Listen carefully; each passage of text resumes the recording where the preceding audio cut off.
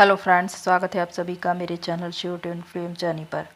My loving twin souls, आप सबको बहुत बहुत प्यार एवं आभार। जितने भी नए सोल मेरे चैनल पर आए हुए हैं मैं सभी का स्वागत करती हूँ।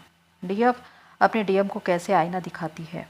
प्रियो, इस जर्नी में हम हमेशा ये सुनते हैं कि डीएम अपने डीएफ को आईना दिखाते हैं, लेकिन एक ऐसा भी समय आता है जब डीएफ अपने डीएम को आईना दिखाती है।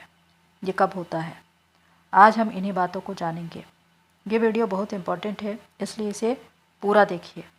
मैं यहाँ पर कुछ ऐसे पॉइंट्स बता रही हूँ जिस पर आपको ध्यान देने की ज़रूरत है। फर्स्ट पॉइंट है मूव ऑन करके। ये डीएफ के लिए बहुत ज़्यादा ज़रूरी है कि वो डीएम से मूव ऑन करे।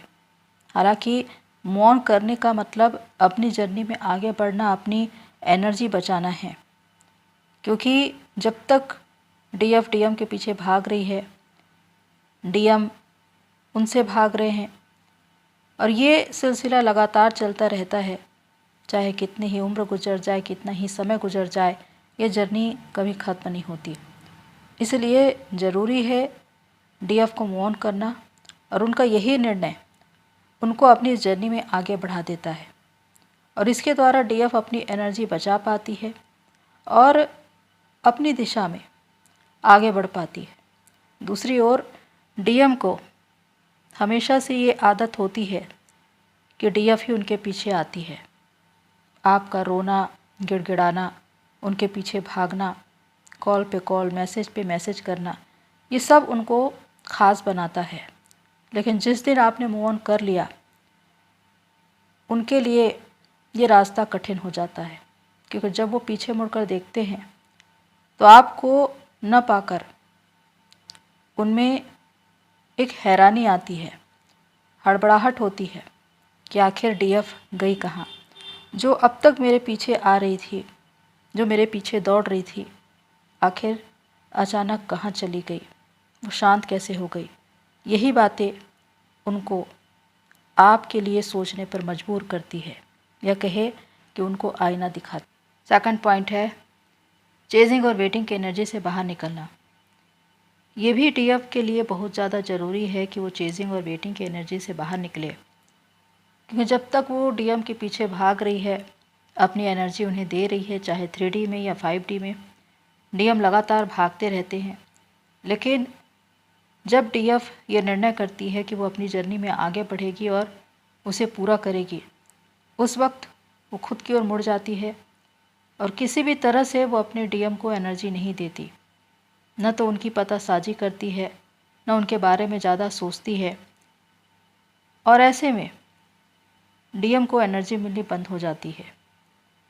यहाँ पर जब तक डीएफ चेजिंग में है, डीएम को लगातार एनर्जी मिलती रहती है, लेकिन जैसे ही उनकी एनर्जी मिलनी बंद होती है, वो हड़बड़ा जाते हैं और सोचने पर मजबूर हो जाते हैं कि अब डीएफ उनके पीछे क्यों नहीं आती, उनके बारे में पतासाजी क्यों नहीं करती। क्योंकि चाहे आप 5D में ही क्यों ना उनके बारे में सोचे, उनके बारे में पता लगाए, उनको पता रहता है कि आप उनके पीछे लगे हुए हैं, आप कहीं न कहीं से उनको देख रहे हैं।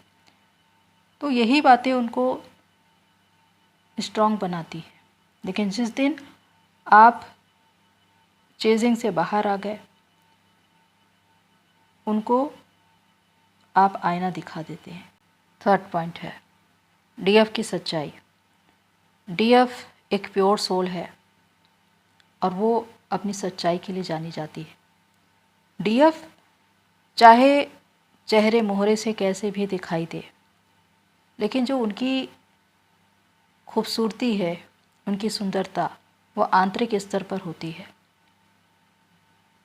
अगर आप अपने चेहरे पर नकाब लेकर चलते हैं तो ये डीएम को पता चल जाएगा, लेकिन डीएफ बहुत ही प्योर होती है, अनकंडीशनल लव में रहती है। प्रारंभ में जब डीएम से मिलती है तो उनसे बेतहाशा प्यार करती है, उनको समर्पण करती है, और ये सच्चाई डीएम बखूबी जानते हैं। डीएम चाहे कितने ही लोगों से मिले, लेकिन वो डीएफ की आंतरिक खूबसूरती को जानते हैं कि डीएफ क्या है, उनका प्यार क्या है। क्योंकि जो सच्चाई उन्होंने देखी है उस प्यार में, उसे वो किसी और के साथ महसूस नहीं कर सकते। इसीलिए वो अपनी डीएफ की सच्चाई पर फिदा होते हैं। भले ही वो इन बातों को न कहे, लेकिन अपनी आत्मा में वो हमेशा ये महसूस करते हैं कि डीएफ ने हमेशा उनसे सच्चा प्यार किया, अपना पूरा समर्पण किया, उनकी केयर की, उनको हर कदम पर उनका साथ दिया। और जब यही बातें उनको नहीं मिलती, वो लव, वो केयर, वो इमोशंस, उस वक्त डीएम को भी आघात लगता है, वो भी हर्ट होते हैं। ये बातें डीएम को आईना दिखाती है। फोर्थ पॉइंट है डीएफ की पवित्रता। ये डीएफ का श्रृंगार है, उनकी प्योरिटी, उनकी पवित्रता।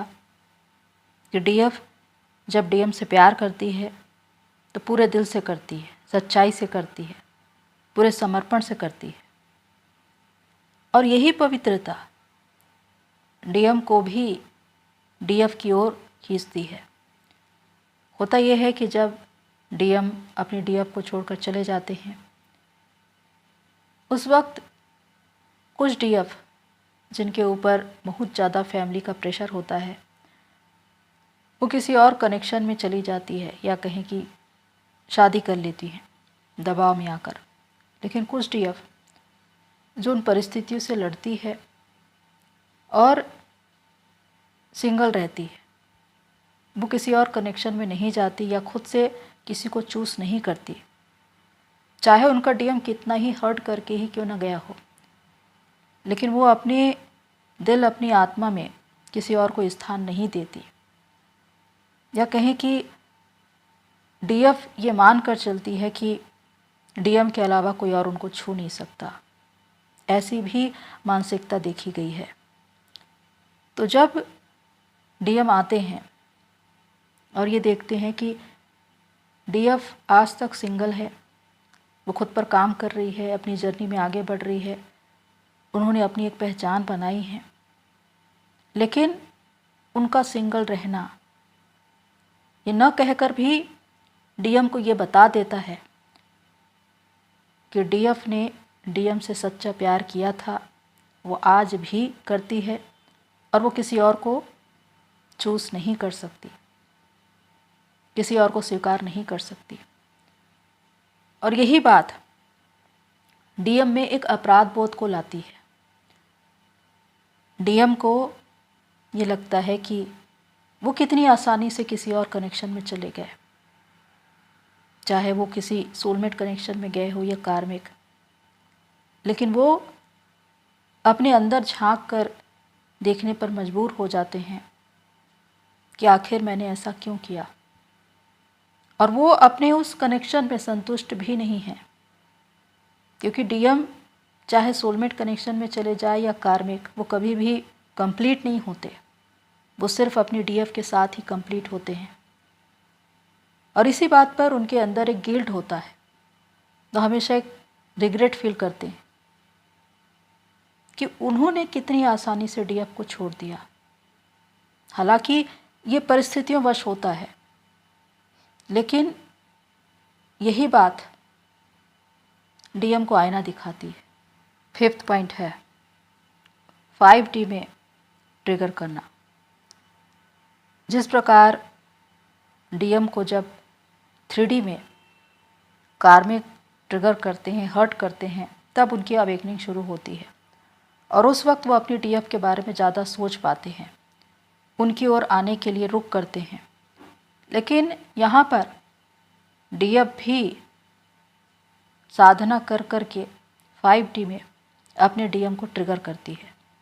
होता यह है कि जब डीएफ अपनी तपस्या में, अपनी साधना में आगे बढ़ती है, तो जैसे जैसे वो खुद पर काम करती जाती है, उनके सारे ब्लॉकेजेस, वुंड्स, डार्कनेस क्लियर होते जाते हैं, कर्मास क्लियर होते चले जाते हैं। वैसे ही डीएम की अवेकनिंग स्टार्ट होती है।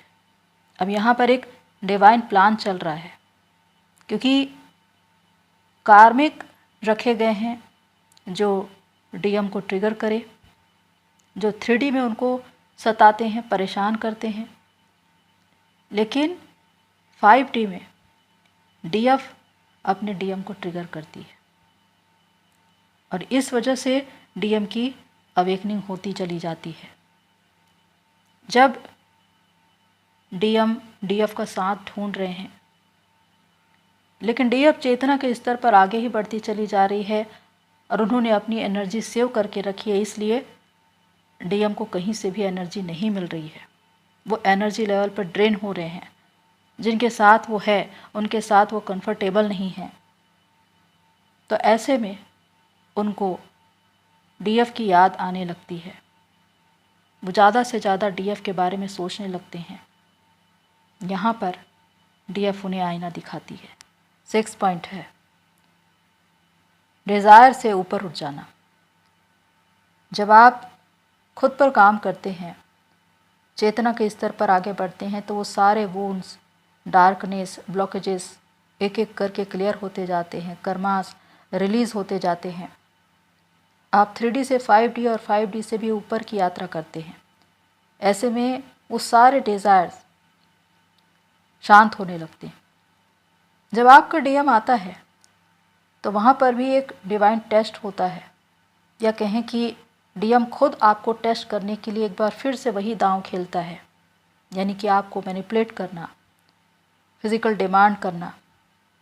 अगर यहाँ पर आपने न कह दिया तो डीएम बहुत हर्ट होते हैं, उनकी ईगो को चोट लगती है, क्योंकि उन्होंने सामने से बात आपसे कही और आपने उसको मना कर दिया। उसके बाद वो फिर इसके लिए कभी फोर्स नहीं करते, क्योंकि उनका ईगो हर्ट हो जाता है। यहाँ से उनको वास्तविक आईना दिखता है कि डीएफ अब बदल चुकी है। अब वो किसी प्रकार के झांसे में नहीं आने वाली।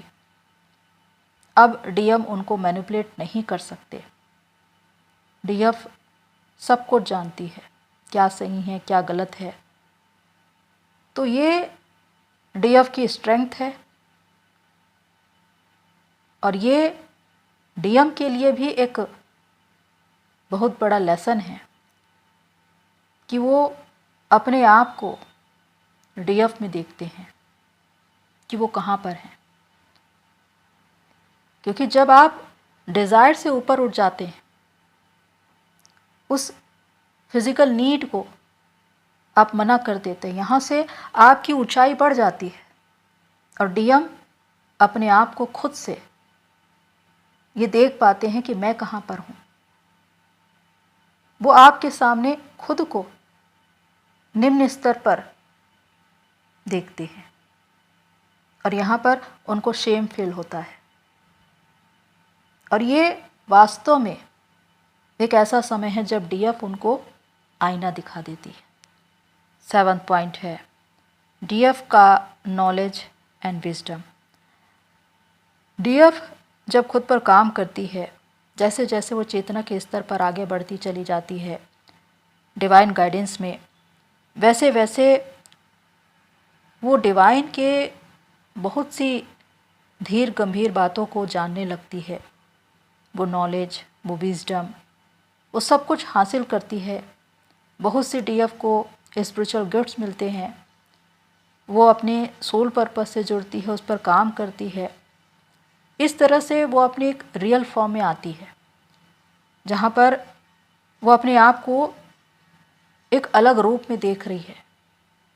उनकी आत्मा पूरी तरह से बदल चुकी है। अपने भीतर जो ये परिवर्तन है, यही बाहर दूसरे के जीवन को बदल रहा है। तो जब डीएम आते हैं और जब आपसे बातें होती है तो आपकी बोली, आपकी भाषा बहुत अलग होती है। आप स्पिरिचुअल बातें करते हैं, सोल पर्पस के बारे में, डिवाइन के बारे में बातें करते हैं। और ये बातें डीएम को प्रभावित भी करती है, क्योंकि ज्ञान यानी कि स्वयं डिवाइन, और जब आप ऐसी बातें करते हैं तो डीएम आपसे प्रभावित हो जाते हैं, क्योंकि इसी गुण की वजह से आप में एक देवी का स्वरूप देखा जाता है। आप पूरी तरह से चेंज हो जाते हैं। आप उस वक्त शक्ति स्वरूपा नजर आते हैं, और आपके भीतर जो परिवर्तन है उसे डीएम वास्तव में देख पाते हैं, क्योंकि उस वक्त आपका स्वरूप बहुत अलग होता है, और उस वक्त वो आपको छूने से भी डरते हैं। कोई ऐसी दैवीय प्रकाश जिसकी वजह से आप बहुत ही ग्रेसफुल नजर आ रहे हैं, ये डीएम को पूरी तरह से हैरान कर देता है कि डीएफ पहले क्या थी और अब क्या बन चुकी है। वो पूरी तरह से चेंज हो चुकी है। जब आप में दैवीय प्रकाश आएगा, जब आपके भीतर इनर यूनियन होगा, डिवाइन से सोल मर्जिंग होगी, तो आपका स्वरूप पूरा का पूरा बदल जाता है। तो उस वक्त डीएम क्या, दुनिया का हर एक इंसान आपसे आकर्षित होगा और आपकी ओर आएगा। तो यहाँ पर डीएम भी आपको देखकर खुद बदलने के लिए मजबूर हो जाते हैं, या खुद को उस आईने में देखते हैं जो आप उनको दिखा रहे होते हैं। तो प्रियो, ये है 7 मेजर पॉइंट जो बताते हैं कि डीएफ अपने डीएम को कैसे आईना दिखाती है। और ये तब होता है जब डीएफ खुद पर काम करती है, चेतना के स्तर पर आगे बढ़ती है, अपना एक मुकाम बनाती है, अपनी एक पहचान बनाती है। उनका विजडम, उनका ग्रेस, उनकी प्रभावशीलता जो डीएम को उनकी ओर आने के लिए मजबूर कर देता है। और जब डीएम आपके सामने आते हैं तो आप खुद ही उनका एक आईना बन जाते हैं, जिसमें वो अपनी तस्वीर देखते हैं और खुद को आंकते हैं कि वो आखिर है कहाँ।